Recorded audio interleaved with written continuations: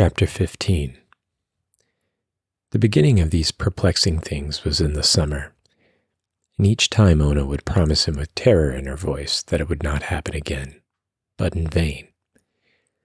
Each crisis would leave Jorgis more and more frightened, more disposed to distrust Elzbieta's consolations, and to believe that there was some terrible thing about all this that he was not allowed to know.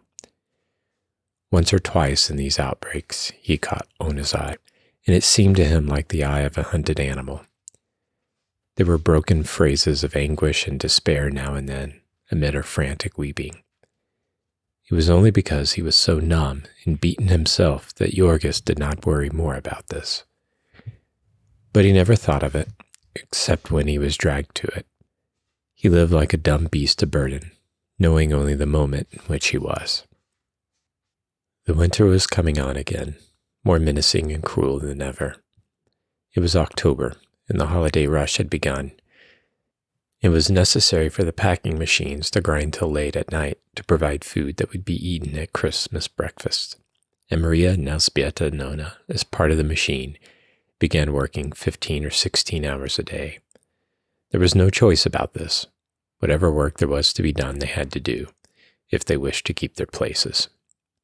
Besides that, it added another pittance to their incomes, so they staggered on with the awful load.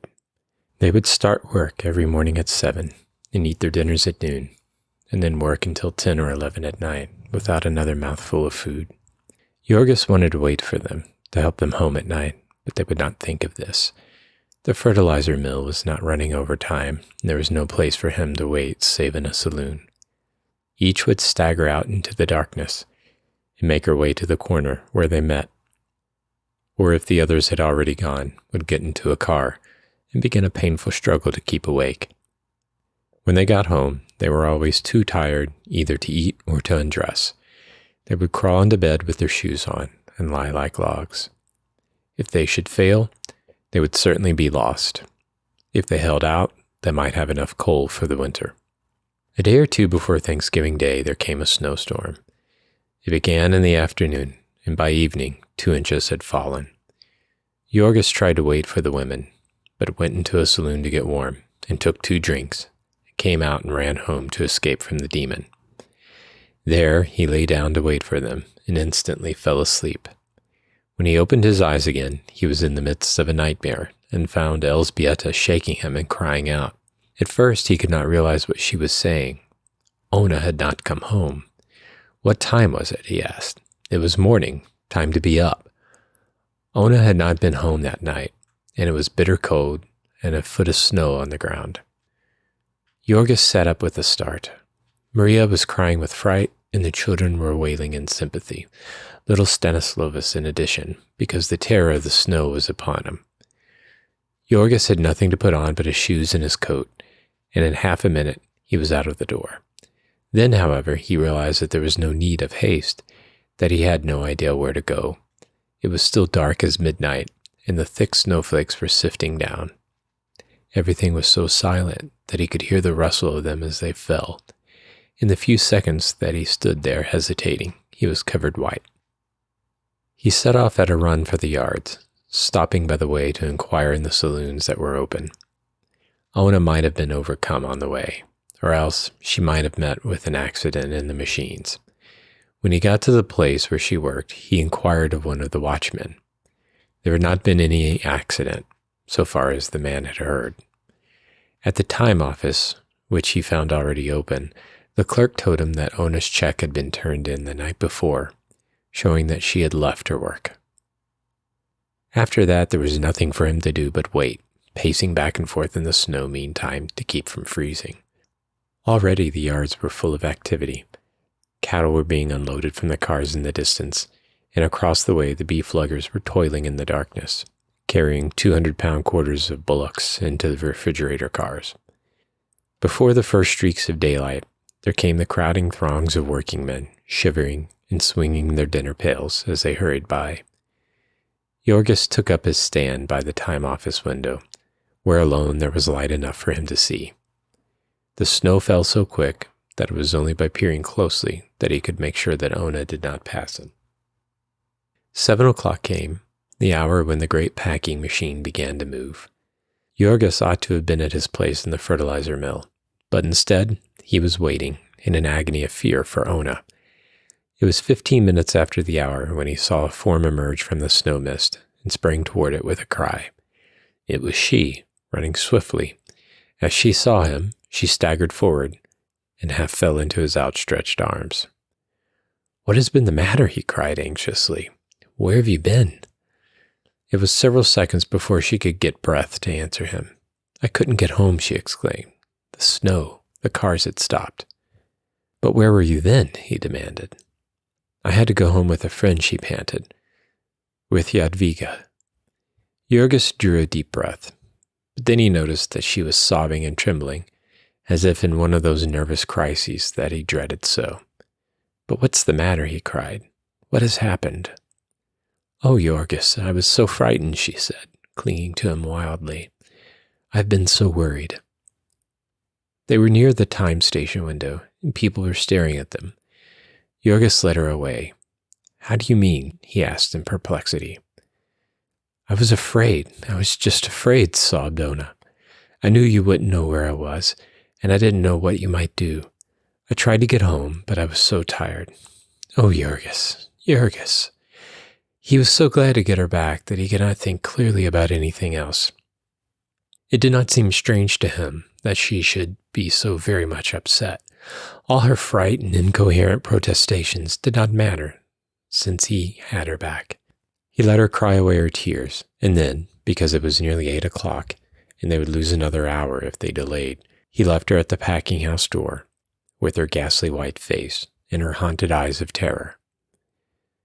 There was another brief interval.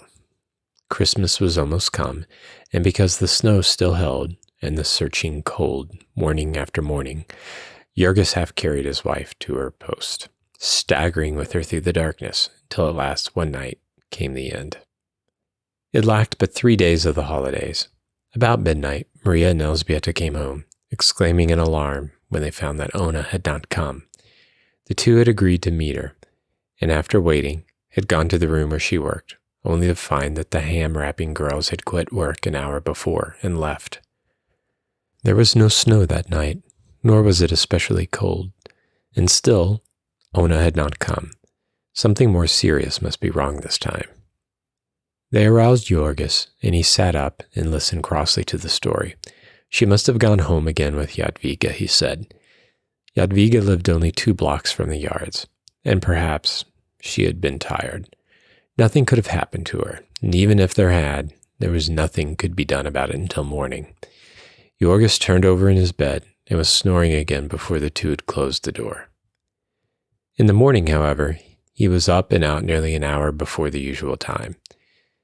Jadwiga Marcinskis lived on the other side of the yards, beyond Hallstead Street, with her mother and sisters in a single basement room, for Migolas had recently lost one hand from blood poisoning, and their marriage had been put off forever.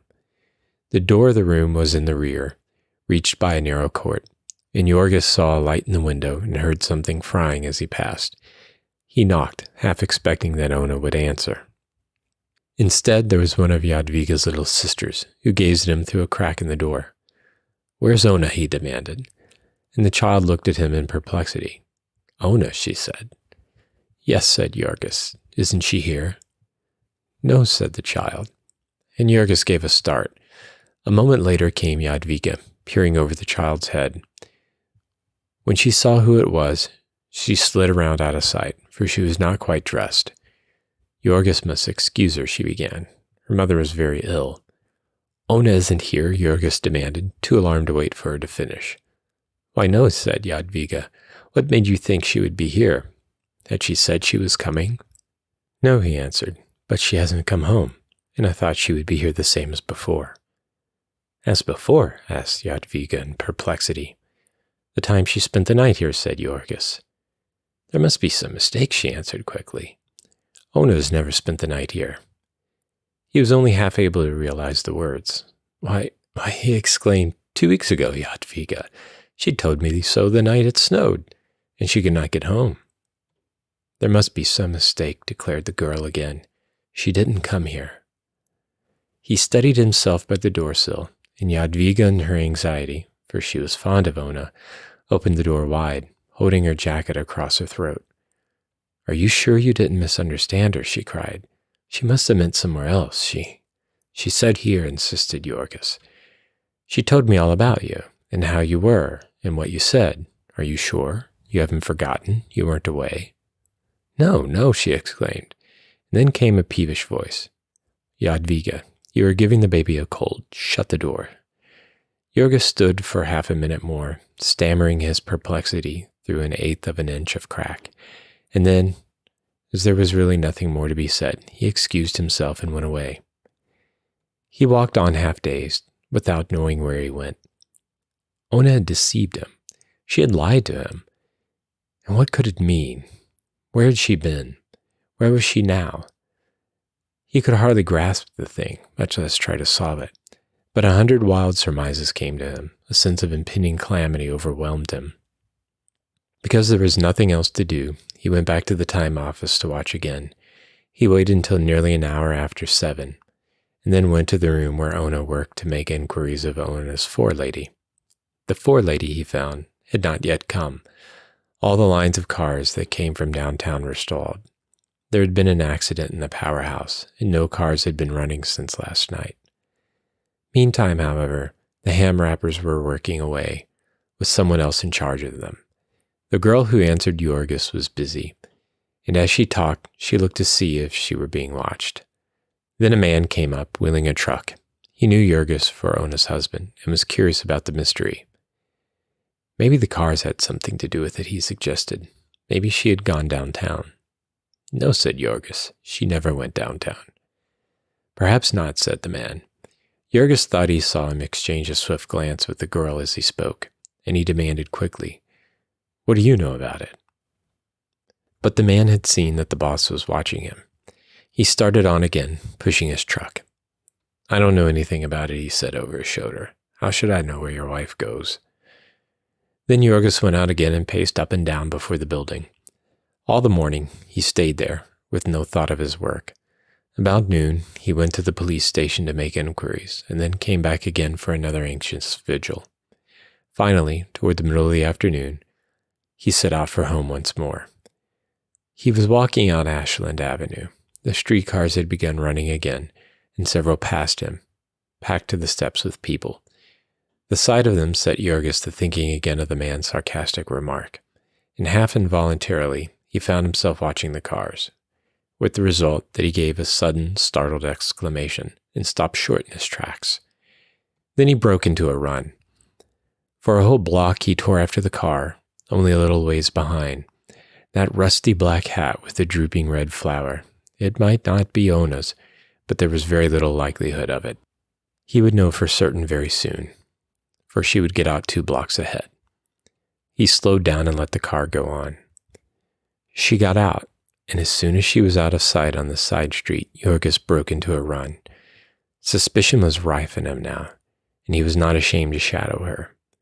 He saw her turn the corner near their home, and then he ran again and saw her as she went up the porch steps of the house. After that he turned back and for 5 minutes paced up and down, his hands clenched tightly and his lips set, his mind in a turmoil. Then he went home and entered. As he opened the door, he saw Elżbieta, who had also been looking for Ona, and had come home again. She was now on tiptoe and had a finger on her lips. Yorgos waited until she was close to him. "Don't make any noise," she whispered hurriedly. "What's the matter?" he asked. "Ona's asleep," she panted. "She's been very ill. I'm afraid her mind's been wandering, Yorgos. She was lost on the street all night, and I've only just succeeded in getting her quiet." "When did she come in?" he asked. "Soon after you left this morning," said Elżbieta. "And she has been out since?" "No, of course not. She's so weak, Yorgos, And he set his teeth hard together. "You are lying to me," he said. Elżbieta started and turned pale. "Why?" she gasped. "What do you mean?" But Yorgos did not answer. He pushed her aside and strode to the bedroom door and opened it. Ona was sitting on the bed. She turned a startled look upon him as he entered. He closed the door in Elzbieta's face and went toward his wife.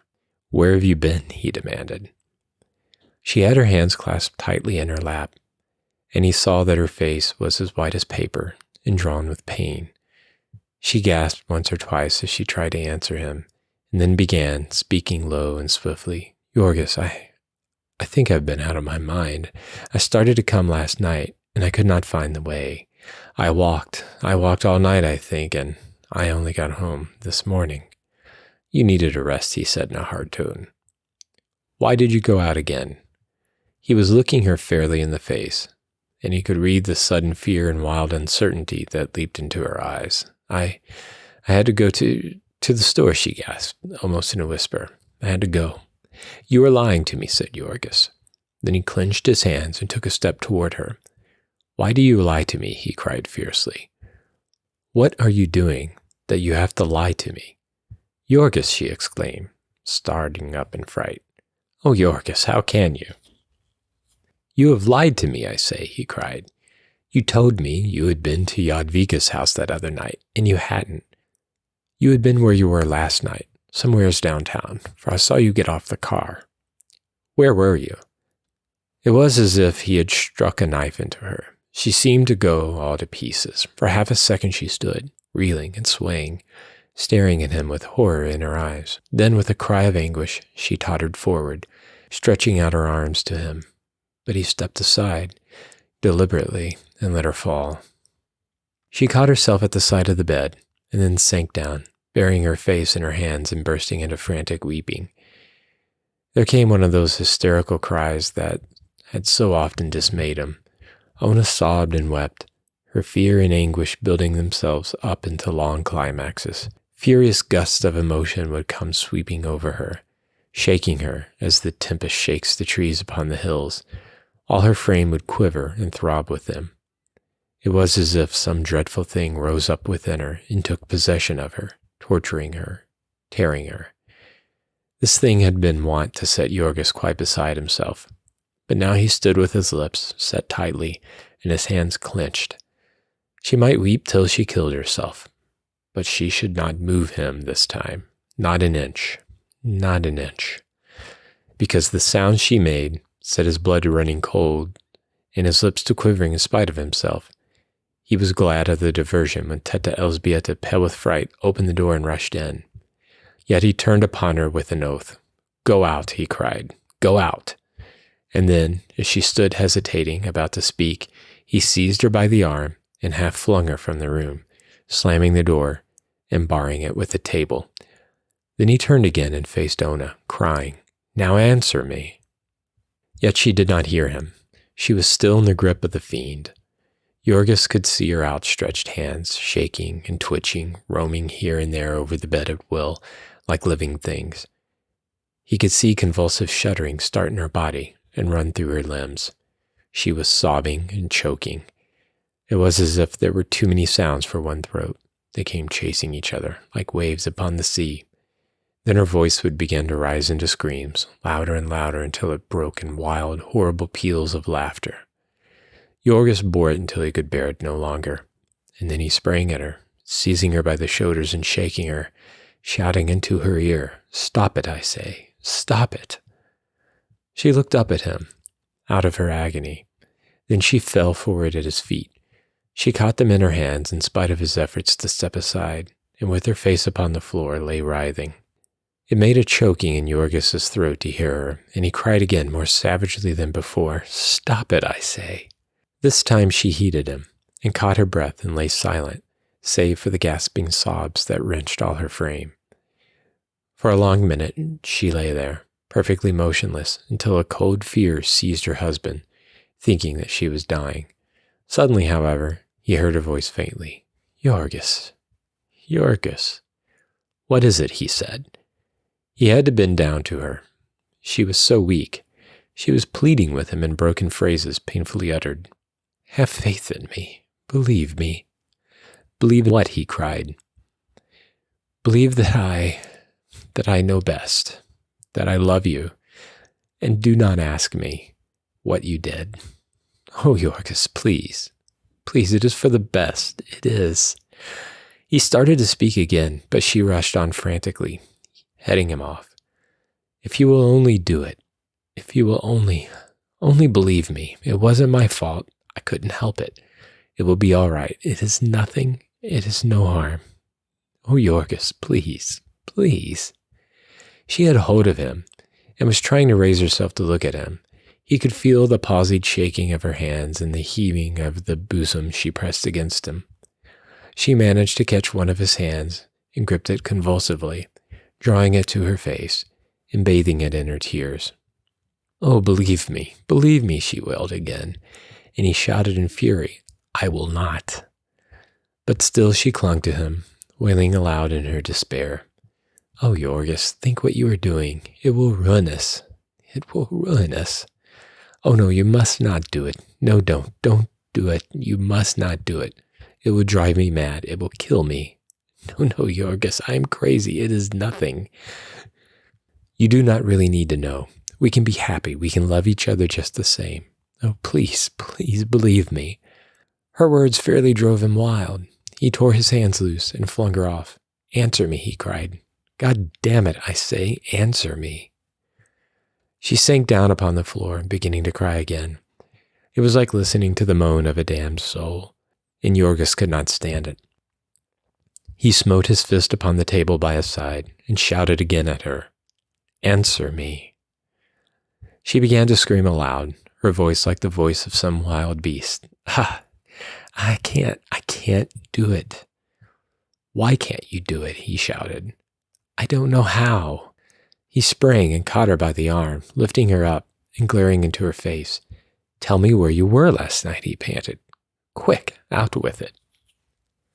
Then she began to whisper, one word at a time. I was in a house downtown. What house? What do you mean? She tried to hide her eyes away, but he held her. Miss Henderson's house, she gasped. He did not understand at first. Miss Henderson's house, he echoed. And then suddenly, as in an explosion, the horrible truth burst over him, and he reeled and staggered back with a scream. He caught himself against the wall and put his hand to his forehead, staring about him and whispering, Jesus. An instant later, he leaped at her as she lay groveling at his feet. He seized her by the throat. Tell me, he gasped hoarsely. Quick, who took you to that place? She tried to get away, making him furious. He thought it was fear of the pain of his clutch. He did not understand that it was the agony of her shame. Still, she answered him. Connor. Connor, he gasped. Who is Connor? The boss, she answered. The man. He tightened his grip in his frenzy, and only when he saw her eyes closing did he realize that he was choking her. Then he relaxed his fingers and crouched, waiting, till she opened her lids again. His breath beat hot into her face. Tell me, he whispered at last. Tell me about it. She lay perfectly motionless, and he had to hold his breath to catch her words. I did not want to do it, she said. I tried not to do it. I only did it to save us. It was our only chance. Again, for a space, there was no sound but his panting. Ona's eyes closed, and when she spoke again, she did not open them. He told me he would have me turned off. He told me he would all of us lose our places. We could never get anything to do here again. He meant it. He would have ruined us. Yorgos's arms were shaking so that he could scarcely hold himself up, and lurched forward now. And then, as he listened, When did this begin? He gasped. At the very first, she said. She spoke as if in a trance. It was their plot, Miss Henderson's plot. She hated me, and he wanted me. He used to speak to me out on the platform. Then he began to make love to me. He offered me money. He begged me. He said he loved me. Then he threatened me. He knew all about us. He knew we would starve. He knew your boss. He knew Maria's. He would hound us to death, he said. Then he said we would all of us be sure of work, always. Then one day he caught hold of me. He would not let go. Where was this? In the hallway at night, after everyone had gone. I could not help it. I thought of you, of the baby, of mother and the children. I was afraid of him, afraid to cry out. A moment ago her face had been ashen gray. Now it was scarlet. She was beginning to breathe hard again. Jorgis made not a sound. That was 2 months ago. Then he wanted me to come to that house. He wanted me to stay there. He said all of us that we would not have to work. He made me come there in the evenings. I told you. You thought I was at the factory then. Then one night it snowed and I couldn't get back. And last night the cars were stopped. It was such a little thing to ruin us all. I tried to walk, but I couldn't. I didn't want you to know. It would have been all right. We could have gone on just the same. You need never have known about it. He was getting tired of me. He would let me alone soon. I'm going to have a baby. I'm getting ugly. He told me that. Twice he told me last night. He kicked me. Last night too. And now you will kill him. You will kill him. And we shall die. All this she had said without a quiver. She lay still as death, not an eyelid moving. And Jorgis too said not a word. He lifted himself by the bed and stood up. He did not stop for another glance at her. He went to the door and opened it. He did not see Elzbieta crouching terrified in the corner. He went out, hatless, leaving the street door open behind him. The instant his feet were on the sidewalk, he broke into a run. He ran like one possessed, blindly, furiously, looking neither to the right nor left. He was on Ashland Avenue before exhaustion compelled him to slow down. And then, noticing a car, he made a dart for it and drew himself aboard. His eyes were wild and his hair flying, and he was breathing hoarsely, like a wounded bull. But the people in the car did not notice this particularly. Perhaps it seemed natural to them that a man who smelled as Jorgis smelled should exhibit an aspect to correspond. They began to give way before him as usual. The conductor took his nickel gingerly with the tips of his fingers and then left him with the platform to himself. Jorgis did not even notice it. His thoughts were far away. Within his soul, it was like a roaring furnace. He stood waiting, crouching as if for a spring. He had some of his breath back when the car came to the entrance of the yards, and so he leaped off and started again, racing at full speed. People turned and stared at him, but he saw no one. There was the factory, and he bounded through the doorway and down the corridor. He knew the room where Ona worked, and he knew Connor, the boss of the loading gang outside. He looked for the man as he sprang into the room. The truckmen were hard at work, loading the freshly packed boxes and barrels upon the cars. Jorgis shot one swift glance up and down the platform. The man was not on it. But then suddenly he heard a voice in the corridor and started for it with a bound. In an instant more, he fronted the boss. He was a big, red-faced Irishman, coarse-featured and smelling of liquor. He saw Jorgis as he crossed the threshold and turned white. He hesitated 1 second, as if meaning to run, and in the next his assailant was upon him. He put up his hands to protect his face, but Jorgis, lunging with all the power of his arm and body, struck him fairly between the eyes and knocked him backward. The next moment he was on top of him, burying his fingers in his throat. To Jorgis, this man's whole presence reeked of the crime he had committed. The touch of his body was madness to him. It set every nerve of him a-tremble. It aroused all the demon in his soul. It had worked its will upon Ona, this great beast, and now he had it. He had it. It was his turn now. Things swam blood before him, and he screamed aloud in his fury, lifting his victim and smashing his head upon the floor. The place, of course, was in an uproar, women fainting and shrieking, and men rushing in. Jorgis was so bent upon his task that he knew nothing of this and scarcely realized that people were trying to interfere with him. It was only when 6 men had seized him by the legs and shoulders and were pulling at him that he understood that he was losing his prey. In a flash, he He had bent down and sunk his teeth into the man's cheek, and when they tore him away, he was dripping with blood, and little ribbons of skin were hanging in his mouth. They got him down upon the floor, clinging to him by his arms and legs, and still they could hardly hold him. He fought like a tiger, writhing and twisting, half flinging them off, and starting toward his unconscious enemy. But yet others rushed in until there was a little mountain of twisted limbs and bodies, heaving and tossing and working its way about the room. In the end, by their sheer weight, they choked the breath out of him. And then they carried him to the company police station, where he lay still until they had summoned a patrol wagon to take him away.